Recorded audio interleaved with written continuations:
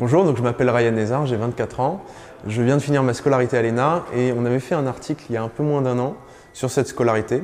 Elle dure 2 ans, à l'époque j'étais en stage en préfecture. Alors on a fini nos examens il y a une semaine, donc c'était un peu ramassé sur une courte période, c'était assez intense.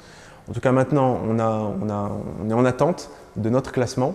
Pendant toute la scolarité, pendant 2 ans, on a été évalué entre nos stages et des examens.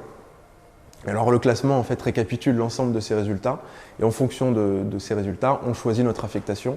On va la choisir à la fin de l'année, comme ça on entre en poste finalement en janvier 2016. C'est vrai qu'il y a beaucoup de compétitions, où il y a en tout cas de la compétition au sein des promos. Nous on est 80 dans notre promo, donc c'est une promo assez réduite par rapport à avant, il pouvait y avoir plus de 100 élèves par promo. Donc bon, c'est vrai qu'il y en a qui ont des ambitions et puis surtout, il y en a qui ont une formation antérieure, qui ont fait de l'économie, qui ont fait du droit, qui étaient par exemple dans un ministère avant et qui ont envie d'avoir un poste en particulier. Donc c'est vrai qu'ils ont la pression du résultat. Mais en même temps, j'allais dire, comme dans toutes les écoles, un polytechnique c'est pareil.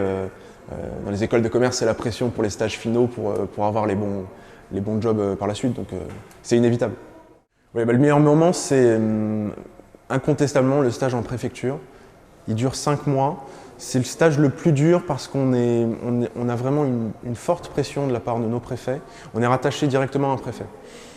Et moi j'étais en Charente-Maritime, préfecture de La Rochelle. Et c'est vrai qu'on est vraiment sur de l'action dans l'urgence. Il faut être très réactif. Si on fait une erreur par exemple de communication ou si on traite mal un dossier, ça peut être des situations d'usagers, ça peut être même le cas échéant des situations de crise qui dégénèrent.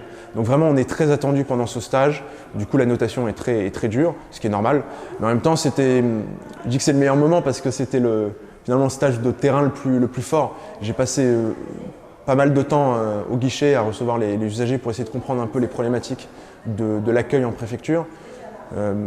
Donc c'est vraiment un stage de terrain, c'est le stage où on est au cœur de la machine administrative, de comment l'État est utile sur les territoires. Donc c'est vraiment le plus épanouissant. Oui. Bon, d'abord, je vais prendre un peu de vacances parce que c'est vrai qu'en 2 ans de scolarité, c'était assez intense. Puis ensuite, on a d'ici à la fin de l'année, au fin du mois de décembre, toute une procédure d'affectation. On a des entretiens avec les administrations qui nous intéressent. Moi, en particulier, le ministère économique et financier m'intéresse, donc c'est Bercy. Et puis ensuite, on prend nos postes en janvier si on a un avis favorable et on commence à bosser. En fait, on est très vite jeté dans le bain. Donc pour donner un exemple, ceux qui prennent la préfectorale, ils font un stage assez rapide à Paris, dans une des administrations du ministère de l'Intérieur, et puis très vite, au bout de 3 mois, 4 mois, ils vont sur le terrain dans leur affectation, par exemple directeur de cabinet dans le Gard, ou bien dans le Vaucluse, voilà.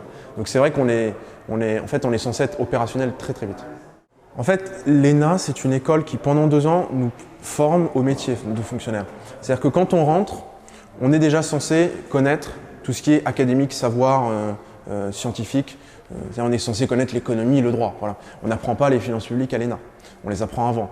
En revanche, on les met en pratique à l'ENA, notamment pendant les stages, mais aussi pendant la scolarité. On a pas mal de simulations notamment. On a fait des simulations de gestion de crise, on a fait des simulations de media training, on avait des simulations de négociation internationale. Donc en fait, c'est très professionnalisant et c'est ça qui nous permet ensuite, quand on arrive en poste, de se dire « Ah mais ça, finalement, j'avais déjà été confronté, donc je sais comment l'affronter ».